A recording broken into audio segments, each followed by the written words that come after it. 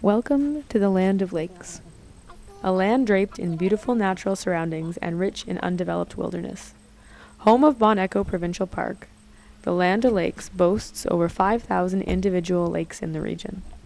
This stunning landscape has remained undeveloped largely because it does not support agriculture and because of large expanses of crown land.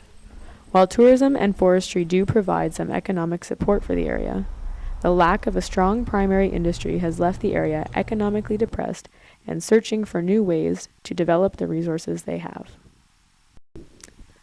Mountain bikers in the Ottawa area, as well as other urban centers, are facing the opposite problem. The land surrounding the National Capital Region is expanding quickly, and bikers are beginning to lose trails to development. Only two main trail areas exist within close proximity to Ottawa, one within Gatineau Park and the other in the city's west end. While the trails in Gatineau are protected by the NCC, sections of the area known as Canada Lakes have already been lost to urban sprawl.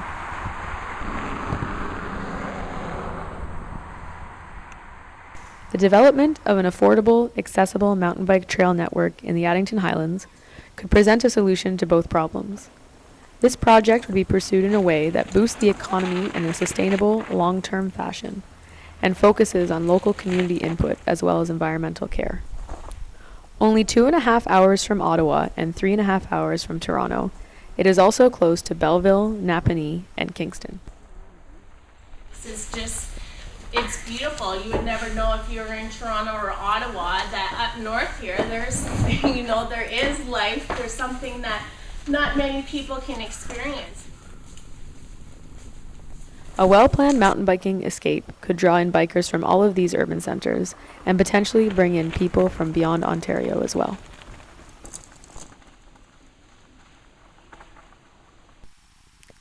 The Mitigation area is one of the northmost communities in the region, which is the most economically depressed and the least developed.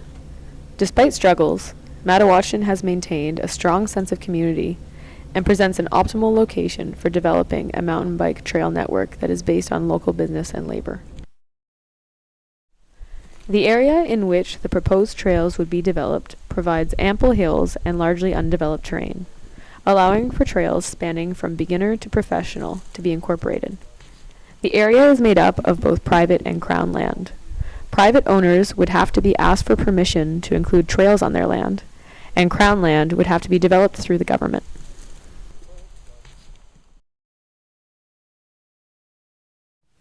Resources for creating the trail infrastructure can be found through the Ottawa and International Mountain Biking Associations. Beyond that, experienced mountain bikers from the surrounding areas can be hired as trail planners, and other mountain bike specific locations, such as Kingdom Trails in Vermont, can be used as models to create the perfect mountain biking destination. This way, the trails developed reflect the trails that people are looking for.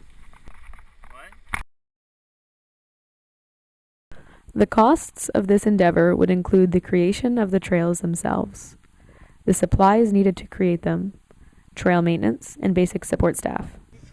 Initial accommodation could be either a basic campground or labor exchange programs that allow bikers to do work for a place to stay. With an aging population, the presence of young, strong bikers to do physical labor needed may be welcomed within the community.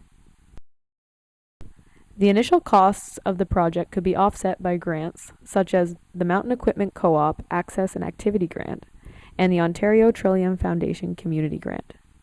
This allows for the possible expansion of the project to include more accommodation infrastructure as the trails gain popularity. The remaining costs will be offset by admission to the trails, which will be charged at various levels of use, such as day, week, and season passes. In addition, the same model and same trails can be used in the winter as cross-country ski trails. Mountain biking does create some social and environmental impacts, such as user group conflict and trail erosion. These effects are minimal and can be mitigated by constructing trails with proper water drainage and ensuring that the trails are promoted as mountain bike specific. Unfortunately, problems such as erosion can increase when mountain bikers create their own unplanned trails within the managed network. These trails will often be created without proper drainage and will often infringe on areas of concern being protected by the trail planners. This can be avoided by including trail users in the planning process. This trail network will provide opportunity for long-term business expansion as it grows to suit the needs of the market and the town. Possibility for numerous accommodations may arise to ultimately attract thrill seekers from all walks of life. This will capitalize on the need for undeveloped land and allows mountain bikers to have a place to call their own.